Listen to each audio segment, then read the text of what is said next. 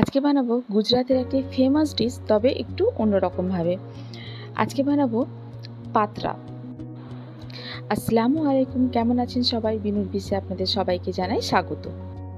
গুজরাতে যে পাতরাটা বানানো হয় সেটা বানানো হয় কচু পাতা আর বেসন দিয়ে। আমি এখানে বানাবো লাউ পাতা আর ছোলার ডাল বাটা দিয়ে।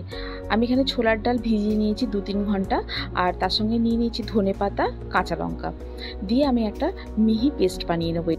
আর সেই সঙ্গে দিয়ে দেবো এতে কিছু গুঁড়ো মশলাও, যেমন দিয়ে দিলাম হলুদ গুঁড়ো, নুন প্রয়োজন মতো, আর দিয়ে দেবো লঙ্কা গুঁড়ো। লঙ্কা গুঁড়োটা যে যার টেস্ট মতো দেবেন। আমি এখানে কমই দিলাম, আমরা ঝাল একটু কম খাই, যারা একটু ঝাল বেশি খান তারা একটু ঝাল বেশিই দেবেন। দিয়ে দিলাম আদা রসুনের পেস্ট। এতে আদাটা একটু কম আছে, রসুনটা একটু বেশিই আছে। আপনাদের কাছে যদি পেস্ট না থাকে আপনারা গোটা আদা রসুন এই সময় দিয়ে দিতে পারেন, পেস্ট হয়ে যাবে একসঙ্গেই। আর দিয়ে দেবো এখানে চিংড়ি মাছ কিছুটা। এটা কিন্তু একেবারে অপশনাল, আপনারা যদি না চান নাও দিতে পারেন। আর দিয়ে দেবো বেশ খানিকটা সর্ষের তেল। সবগুলোকে দিয়ে একটা মিহি পেস্ট বানিয়ে নেবো। পেস্টটা যেন একেবারে মিহি হয়। এই যে পেস্টটা রেডি হয়ে গেছে, একদম দেখুন একদম মিহি পেস্ট হবে এরকম। এটাকে এবারে একটা বোলের মধ্যে ঢেলে নেব। দিয়ে দেবো এর সঙ্গে বেশ খানিকটা কালো জিরে। সর্ষের তেলটা দিয়ে খুব ভালো করে এটাকে মাখিয়ে নেব। নিয়ে নেব একটা প্লেট। এবারে প্লেটের মধ্যে লাউ পাতাগুলোকে খুব ভালো করে এরকমভাবে বিছিয়ে দেব। একটা ভারী কিছু দিয়ে এবারে লাউ পাতার শিরা যেগুলো আছে উঠে উঠে এই শিরাগুলোকে এরকম ভালো করে প্রেস করে দেবো, যাতে পরে আমার মুড়তে সুবিধে হয়, আর না হলে কিন্তু মোড়া যাবে না। প্রত্যেকটা লাউ পাতার এই যে শিরাগুলো যেগুলো থাকবে সেইগুলোকে খুব ভালো করে প্রেস করে দিতে হবে। এবার প্রেস করে নেওয়ার পরে এক একটা লাউ পাতাকে নিয়ে নেব। নিয়ে এবারে যে পেস্টটা রেডি করে রেখেছিলাম সেই পেস্টটা পুরো লাউ পাতাতে খুব ভালো করে মাখিয়ে দিতে হবে, একটুও যেন ফাঁকা না থাকে। কিন্তু খুব মোটা করে লাগালে চলবে না, একদম পাতলা করে খুব ভালো করে পুরো পাতাটাতে লাগিয়ে নেব। একটা পাতাতে পেস্ট পুরো লাগানো হয়ে গেলে তার উপরে আবার একটা পাতা দিয়ে সেই পাতাতেও পেস্ট লাগাতে হবে। এইভাবে কিন্তু প্রত্যেকটা পাতা একটার উপরে একটা দিয়ে ওই মিহি যে বেটে রেখেছিলাম যে পেস্টটা ডালের, সেটা পুরো পাতাতে লাগিয়ে নিতে হবে। এই যে সবগুলো পাতাতে ডালের পেস্টগুলো মাখানো হয়ে গেছে। এবারে উপর থেকে আমি দিয়ে দেবো একটু সর্ষের তেল দিয়ে এবারে এটাকে রোল করে নেব এরকমভাবে মুড়ে। এবারে যতটা সরু রোল করা যায় একদম চেপে চেপে রোলটাকে করতে হবে। এই যে দেখুন এইভাবে ভালো করে আমি রোল বানিয়ে নেব। এইভাবেই এটাকে স্টিমে চাপিয়ে দিতে পারেন। আবার যদি কারোর মনে হয় যে এটা খুলে যাচ্ছে, তাদের জন্য একটা ট্রিক্স বলে দিচ্ছি।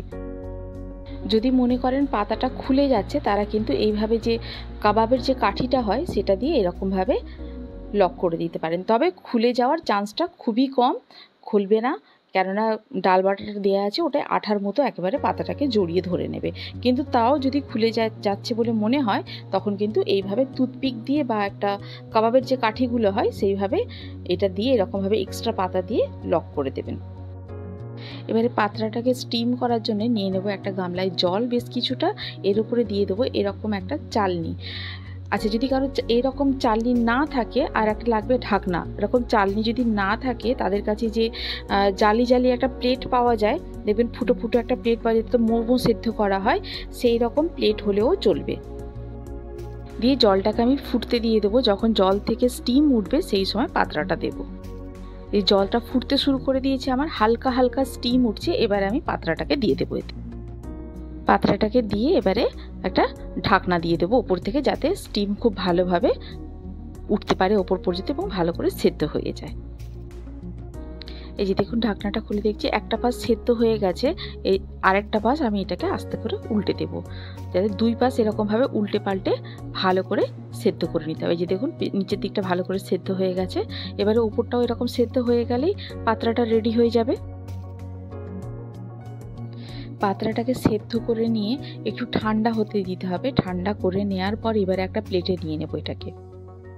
এবারে একটা ছুরি দিয়ে এরকম গোল গোল স্লাইস কেটে নেবো। এর থেকে আমি একটু মোটা মোটা করে কেটেছি, আপনারা যদি চান একটু সরুও করতে পারেন। আচ্ছা, এই রকম অবস্থাতেই আপনারা খেতে পারেন ভাত দিয়ে।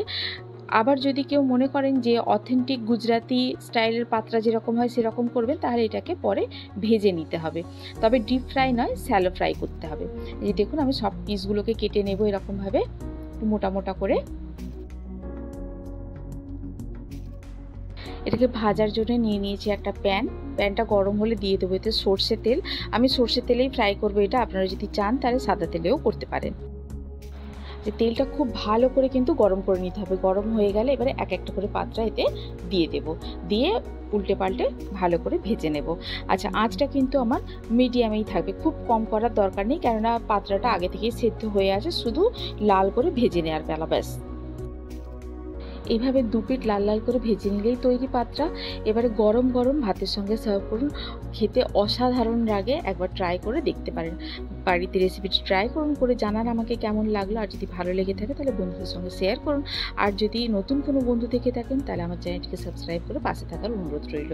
আর কিন্তু অবশ্যই বেল আইকনটিকে প্রেস করবেন, তাতে করে যখনই আমি কোনো ভিডিও আপলোড করব তার নোটিফিকেশনটা যেন সব থেকে আগে আপনার কাছে পৌঁছে যেতে পারে।